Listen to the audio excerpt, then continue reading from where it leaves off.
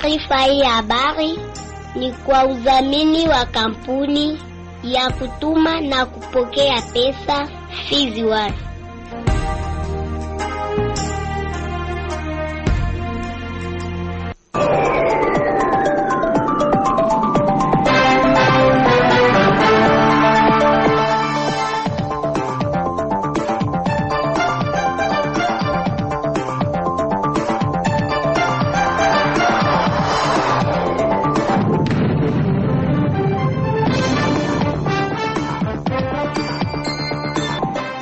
Shalom mpenzi msikilizaji wa idhaa Kiswahili ya Radio Kivu popote pale ulipo, na tumai umri wa afya na uko kando ya radio yako kwa ajili ya kuendelea kusikiliza matangazo yetu. Kwa moyo mkunjufu na ukaribisha kuweza kufuata uchambuzi wa habari zetu katika lugha tukufu la Kiswahili ambao unajumuisha na ukurasa wa habari muhimu, ripoti za ripoti zetu kutoka eneo mbalimbali, ukurasa wa habari za michezo pamoja na habari za kiraifa. Mchambuzi wa leo ni mimi Safari Almasi, upande wa pili nasaidiwa naye Maxime Beleti, na kuomba uweze kunipa sikio lako mwanzo hadi mwisho. Nasema karibu.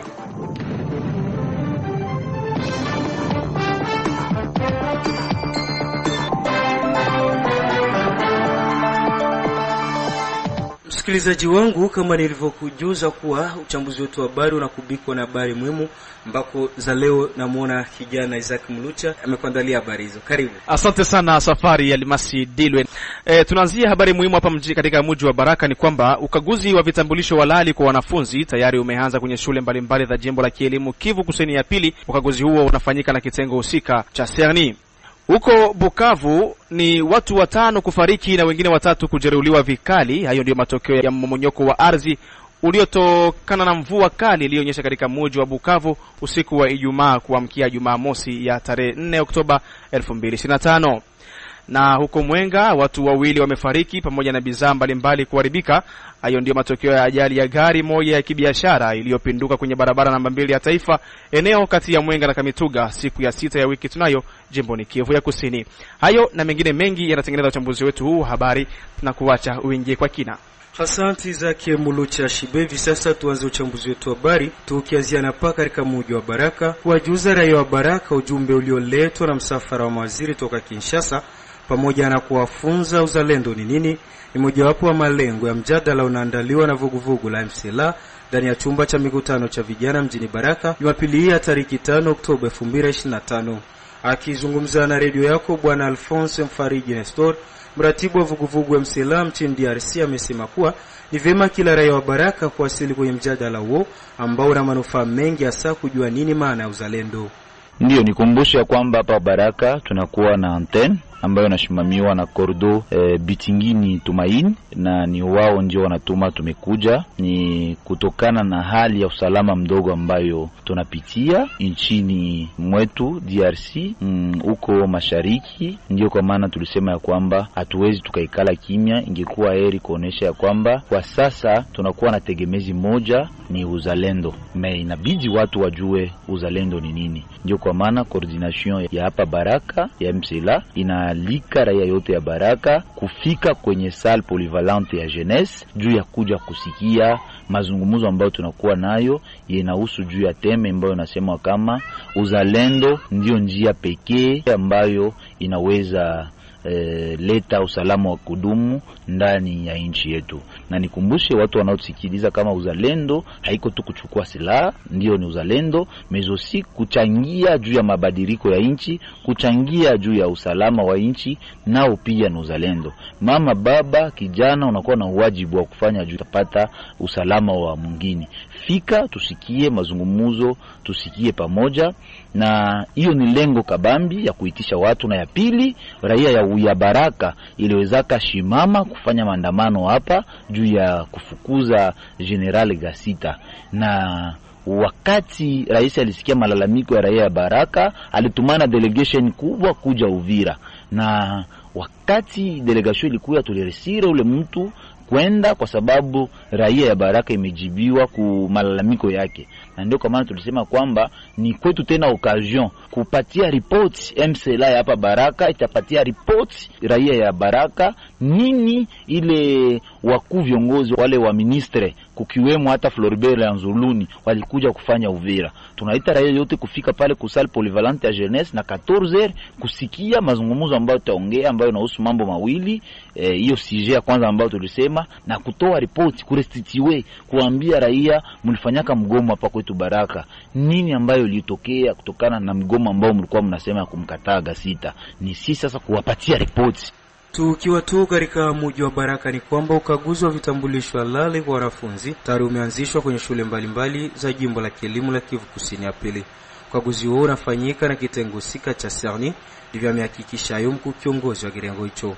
Kwa Kiesadiki Tabule Isdor, mkuu kiongozi wa kirengo cha Serni, amesema kuwa ukaguzi huo unafanyika kwenye shule zote. Upande mwingine ameonyesha kuwa ukaguzi huo una muhimu mkubwa hasa kwa wanafunzi. Kwa sasa hivi ekipe iko sur terrain, balianza juzi supervision des inscriptions. Ndiyo supervision ni kwa bure, kwa sababu ile supervision iko na kazi ya kudenishe bafosseur mu maekole zote bila distinction. Ni bitambulisho ya wanafunzi. Cha kwanza ni bulletin. Il faut ile bulletin tuone kwanza kama iko authentifié na service concerné. Ikishakuwa authentifié, bana contrôler ma mation zote za Serni, numéro permanent, numéro ID, code d'école, application, conduite, bile vyote tunakuwa tuna contrôler. Inakuwa très simple si ku découvrir ma manœuvre. Tunafika kwa mwekole, cha kwanza ni ile cahier de présence ya wanafunzi par classe. Ya pili ni mabulletin zote par classe. Ya tatu ni ile registre d'inscription yenyewe walikuwa wanainscrire eko. Yaani ni vigumu sana wao kufanya manyanga. Ndiyo, hiyo kazi ina umuhimu moja. Wakati tunakuta mwanafunzi alijipandisha klase na alikuwa mwenye kukosa, pale tunapaswa mshusha mwile darasa yenye alikosa hemo. Ndio tunaitaka retrogradation. Ujumbe kwa watoto wakubali matokeo. Ule mwenye alikosa ashuke mklasi yenye alikosa hemo, reprendre classe. Na wazazi watusaidie kuile. Watoto sikuwa wanapanda ovyo maekole maklasi yenye wakutumikie, haiko mzuri. Kwa wa chef d'établissement wajikazi kutusaidia. Ule chef d'établissement ambaye tutamunasa, tutamtia kumkono mwenye alipandisha mtoto mklasi supérieure na ule mtoto alikuwa nakosa, mimi nawaza sheria itafanya kazi yake. Serni ni service terrain. Tunafikaka kila fasi. Miguu yetu inakanyagaka mkila ekole wakati wa supervision des inscriptions. Na hivi sasa tujielekeze huko Mwenga ambako watu wawili wamefariki pamoja na bidhaa mbalimbali kuharibika. Au ndio matokeo ya ajali ya gari ya kibiashara ambayo ilipinduka kwenye barabara namba 2 ya taifa eneo kati ya Mwenga na Kamituga siku ya 6 wiki tunayo jimboni Kivu ya Kusini. Taarifa tunaoni kwamba gari hiyo ya kibiashara imepinduka na hivyo kusababisha maafa ya watu wawili kufariki papo hapo, kama alivyoeleza kwenye line ya simu ya Radio Kivu toka Mwenga mwanaharakati mmoja wa shirika la raia. Hiyo akida ilitokea katika barabara kutoka Kamituga pia hapa Mwenga, route national numero 2. Gari ilianguka kukakupa watu wawili, basi yenyewe naitwa Mzele ni katika kutoka Kilubanda historia Basile. Unajua kama barabara hizi siku barabara ni mbovu sana, na gisi barabara ni mbovu, gari zinapinduka mara kwa mara. Huko Mwenga mvua inanyesha sana na hiyo inaterezesha magari, inapikilia inaanguka. Ni kawaida tu tunaweza tukaseme kwa gari kuanguka na hiyo ajali kadipose pale. Ni gari ya kibiashara, sio ya shirika fulani, ni gari ya biashara. Watu wawili tu ndio walifariki. Na umesema kwamba ubovu wa barabara, je, serikali haikufanya lolote juu ya hiyo barabara tangu zamani? Hakuna. Huku kwetu Mwenga tumekata matumaini kwa ajili ya serikali sana. Tumekata matumaini, hatujui kama serikali inakumbukaka Mwenga wala namna gani. Ila waliokuwa wakisema kama wataweza tengenezesha barabara ni hao makampuni ya China. Ndio walisema wanaweza tengeneza, ila hao itabidi kuanzishwa hawafanye kitu. Hata hivyo alipoulizwa juu ya utekelezwaji wa buku la makubaliano na makampuni ya uchimbaji madini, duru yetu imeeleza yafuatayo. Hapana, hakuna kazi charge yoyote ambayo inatekelezwa na makampuni ya China. Juu kazi kubwa ambao walitaka kuanzisha ni ya kutengeneza barabara, na wakati vita ilikuja hawakufaa kitu. Na hata kazi charge ambayo wana estimate hakuna. Ukigusia Kuzungumzia swali la shirika la raia zinakuwamo uwingi na uharibifu sana. Mimi kama vile moja wa shirika la raia tunakuwamo upinzani. Unajua kama kunakuwa shirika la raia ambayo inaundiwa kwa ajili ya kutetelea maslahi ya watu ambao wanaharibisha huku kwetu, siko tunajikuta mara tunakuwa mkutetea, wengine wanakuwa mkufaa mabaya, ndio pale kisa miendeki.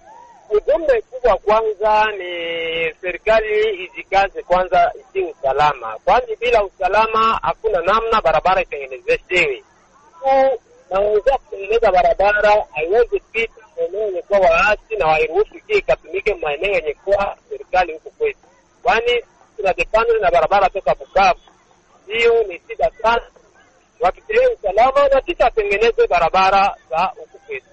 Uchukuzi yote inafanyika hawa moto ndio inafasilite sana vitu yote, barabara inaharibika, Mzele, Kibumba, Yomvu, mali pote huku barabara ni uharibifu kali sana. Na hivi sasa tujielekeze katika mji jirani wa Uvira ambako kazi za kuweka lami au gudro kwenye barabara namba 5 ya taifa mjini Uvira zinaendelea, huku sehemu zingine kazi hizo zimesimamishwa kwa muda baada ya mashirika tunazo vuguvugu za kiraia kuandikia kampuni husika baada ya kuona mita kutokuenea kama ilivyo makubaliano. Kwake Dunia Hamisi, mratibu wa vuguvugu machozi ya raia nchini, wametoa mwangaza juu ya hatua hiyo walioifikia. Huko manyanga fulani ambayo ilikuwa inafanyika mkote ya entreprise niko na bumula barabara wakati kazi zilizo simama za barabara ajili ya kukosa pesa, tukatia pression kwa gouvernement ili dekesi franga kwa entreprise juu ya kutengeneza barabara. Sasa senye leta Congolais li dekesi franga, tuna remarquer entreprise inaendelea kutengeneza sans tenir compte na nafasi zenye azikubomolewa kama nyumba. Hayo ikaendelea tunapoanza enda na jenga nafasi zingine ya bomola.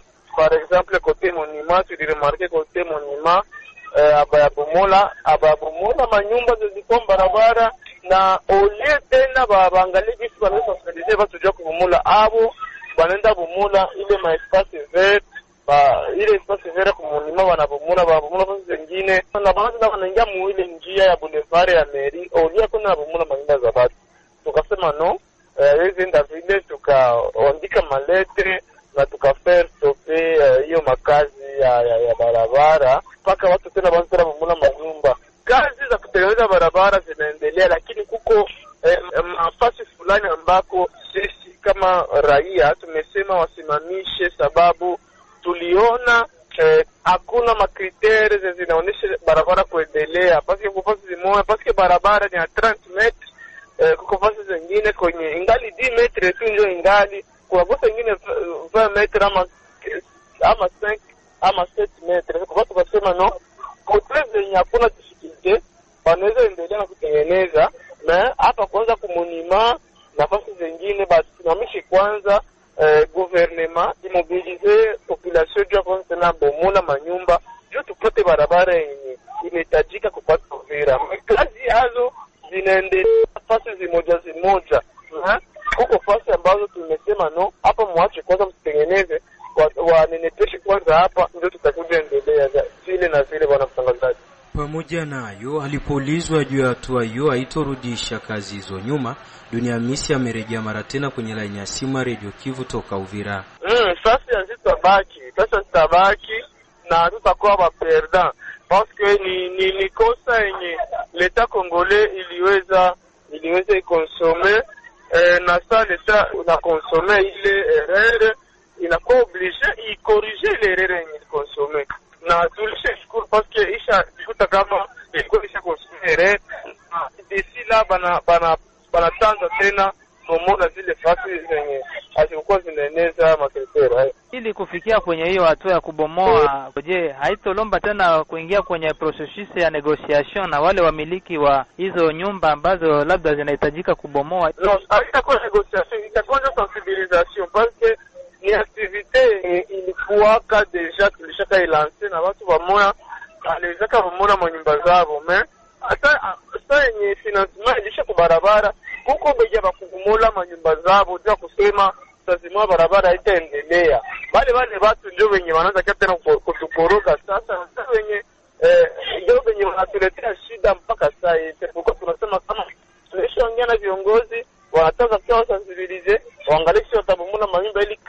barabara iendelee, tupate barabara ya mzuri, bwana mtangazaji.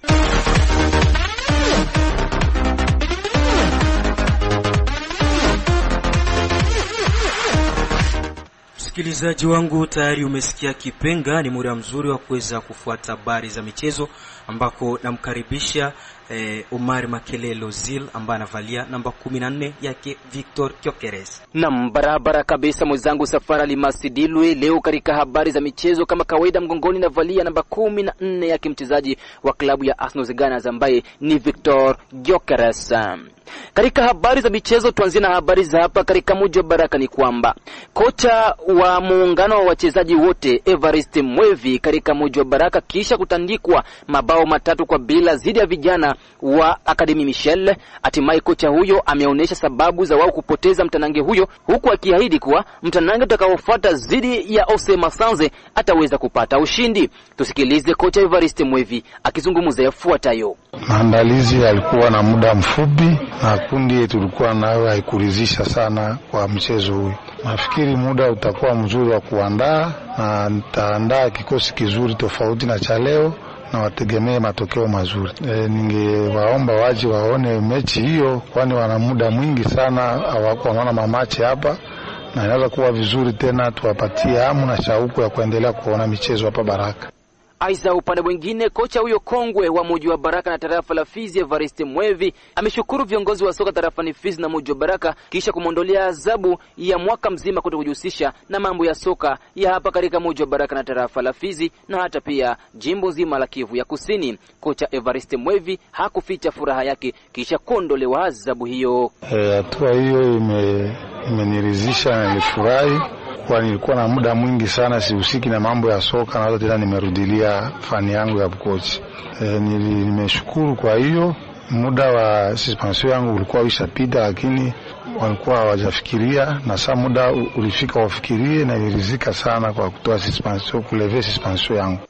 Na vile ni kwamba hatua ya finali ya awali ya michuano ya kuwania kombe la shirikisho barani Afrika iliweza kutimua vumbi mchana wa siku ya Jumamosi ya wiki tunayo, ambako vijana wa Jabal Club waliweza kutandikwa mabao 2-0 dhidi ya vijana wa Simba hapo nchini Tanzania, huku klabu ya Pamplemusi wakaweza kutoka sare ya kufungana mabao 2-2 dhidi ya vijana kutoka Jamhuri ya Demokrasia ya Kongo ambao ni Manyema Inyo. Vile kule katika bara la Ulaya ni kwamba ligi 5 kabambi katika bara hilo iliweza kutimua vumbi, ambapo pale katika nchi ya Uingereza mapema klabu ya Tottenham Hotspur waliweza kuwatandika timu ya Leeds United mabao 2-1, huku washika bunduki hapo nchini Uingereza Arsenal Gunners wakaweza kuwatandika mabao 2-0 wapiga nyundo hapo nchini Uingereza ambao ni West Ham United. Vile mashetani wekundu katika uwanja wa nyumbani wa Old Trafford wakaweza kuwatandika vibaya sana vijana wa Sunderland mabao 2 bila majibu. Na vile katika habari za hapa na pale huku na kule katika bara hilo la Ulaya ni kwamba rais wa shirikisho la soka duniani FIFA Gianni Infantino ametangaza kuwa shirikisho la soka la Israeli halitofungiwa na timu ya taifa ya Israeli haitowekewa vikwazo vyovyote. Ameeleza kuwa FIFA haihusiki na migogoro ya kisiasa na hivyo haiwezi kuchukua hatua aina yoyote.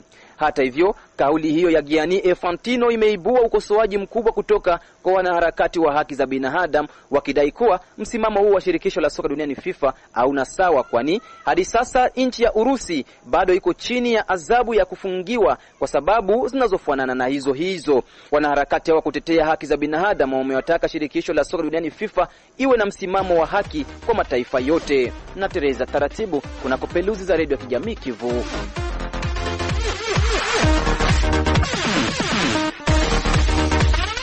Asante sana Omar Makelelo Zil kwa habari hizo za michezo. Msikilizaji, endapo ndo unakuja kujiunga nasi, nikukumbushe kwamba unaendelea kuiregea sikio za Kiswahili ya Radio Kivu kwa masafa 93.0 FM, na huu ni muda wa uchambuzi wa habari zetu katika lugha tukufu la Kiswahili. Kampuni Fizon Baraka, Mboko na Misisi ni rahisi kutuma na kupokea pesa cash pote ulimwenguni bila usumbufu. Na hivi sasa tujielekeze huko Bukavu, mji ambao unashikiliwa kwa sasa na wasi wa M23. Ni kwamba watu 5 kufariki na wengine 3 kujeruhiwa vikali. Hayo ndio matokeo ya mmomonyoko wa ardhi uliotokana na mvua kali iliyonyesha katika mji wa Bukavu usiku wa Ijumaa kuamkia Jumamosi ya tariki 4 Oktoba 2025. Watu hao waliofariki ni pamoja na mabinti wadogo 3 na wavulana 2, tukio ambalo lilijitokeza mida ya saa 5 usiku katika kata Nyalukemba Avenue de la Montagne. Akizungumza na redio yako, Bwana David Chikuru, mwanaharakati wa kijamii katika mji wa Bukavu, ametoa hapa picha ya hali halisi, huku upande mwingine akiomba kwa wakaaji wa eneo hilo kuwa makini, hasa wakati huu ambao mvua zinaendelea kunyesha kila kuchao. Watu 5 wa jamaa 2 ndio waliweza kufariki, wanakuwa binti 3 na vijana wanaume 2 kati miaka 15 na 18. Walikuwa wakilala usiku na udongo umeporomoka na kulalia nyumba, na hawa kufariki hapo, na wengine 3 kwa sasa wamepelekwa kwenye hospitali ili wapate matibabu.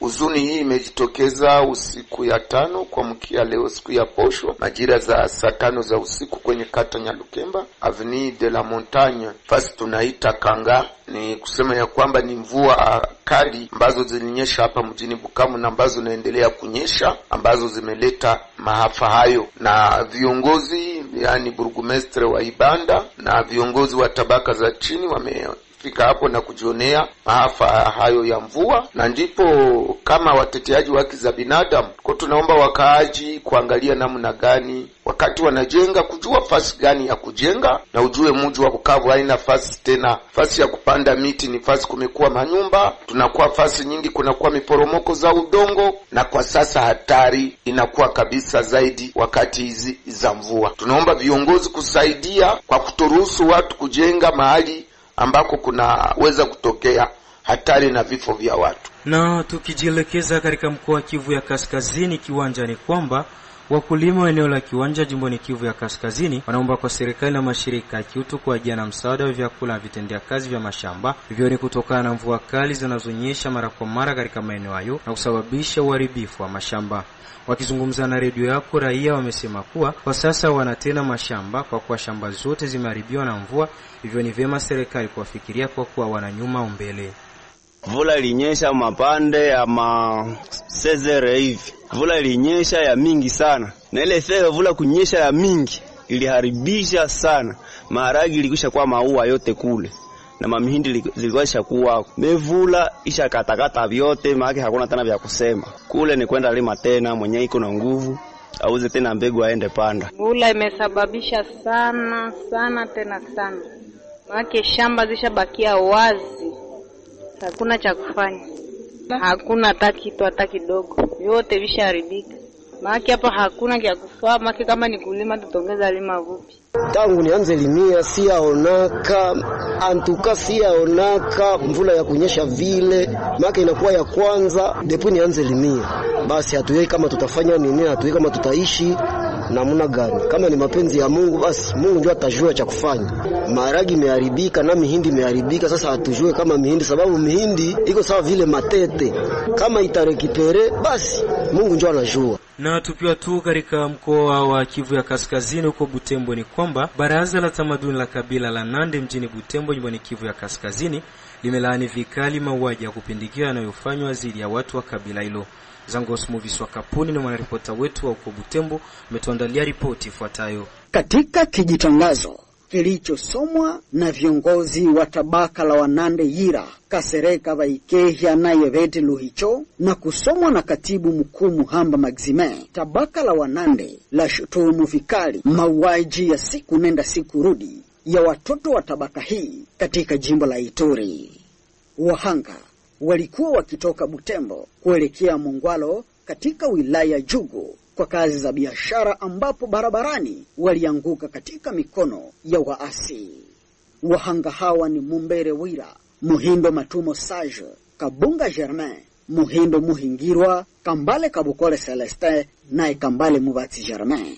Kiaganda Obumo Wabaira inaleta pongezi yake kabisa kwa familia ya hao ambao wameweza kuuawa. Inaleta pia pongezi kwa Kiaganda Jugu. Inaleta pia pongezi zake kwa wanamemba wote wa community Ira ambao wameweza kupata msiba. Kiaganda Ira inakuwa pia na kusikitika sana kuona hiyo mauaji ambayo imeweza kuendelea kuwa kama ni hali ya adui ambayo anaendelea kutumia makomunote zingine mbalimbali kumaliza komunote ya Waira, na hiyo inaendelea kuleta kabisa mzozo mkuu sana na kuwa na strategia yake mbaya kuonesha kwamba komunote Ira ni watu wanakuwa na tribalisme. Kianda Ira inapendekeza kwa wote ambao wanahusika na usalama ya kuweza kufuatilia hii jambo na kuweza hata kunasa hao majambazi, sababu ni watu wanajulikana vizuri sana, kati yao kukiwa hata waongozi wa mitaa. Kianda Ira na kuomba sekurite iweze kufanyika mzuri sana na wale ambayo wanaifanya, ili kuweza kuchunga raia na mali yake, na zaidi sana hao wafanyabiashara na wafanyakazi wengine wote wanaoleta maendeleo ya uchumi ndani ya mikoa na ndani ya province zetu za nchi ya Kongo.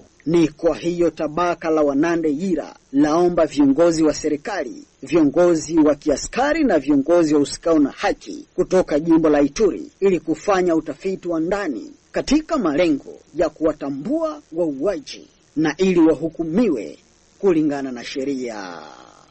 Butembo, Nzankosu Muviswa, Radio Kivu Baraka.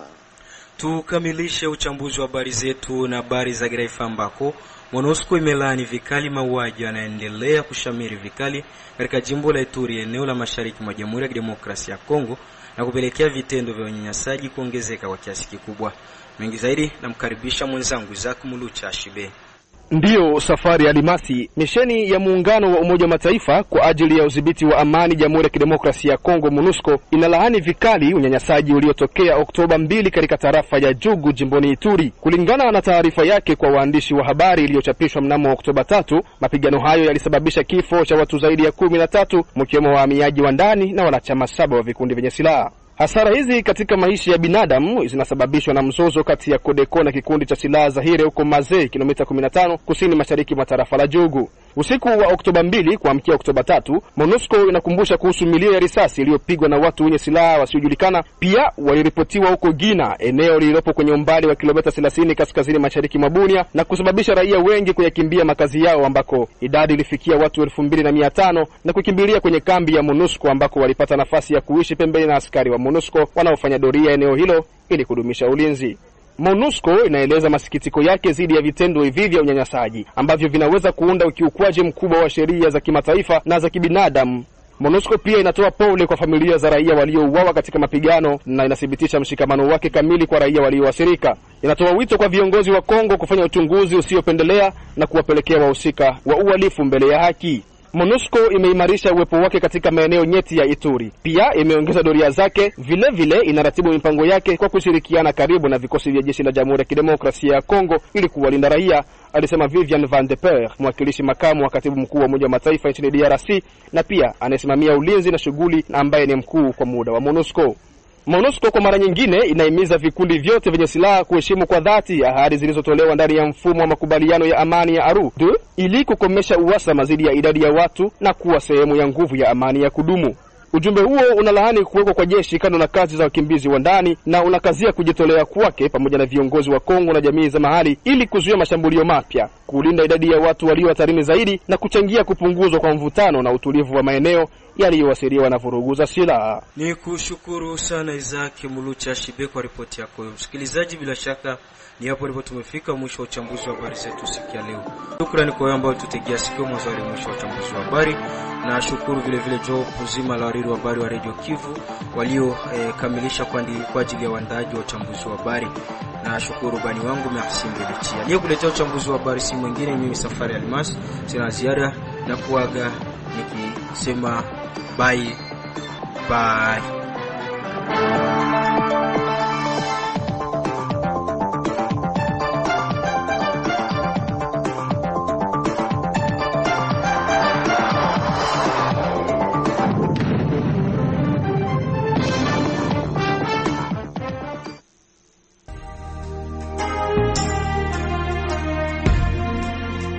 Taarifa hii ya habari ni kwa udhamini wa kampuni ya kutuma na kupokea pesa Fizi One.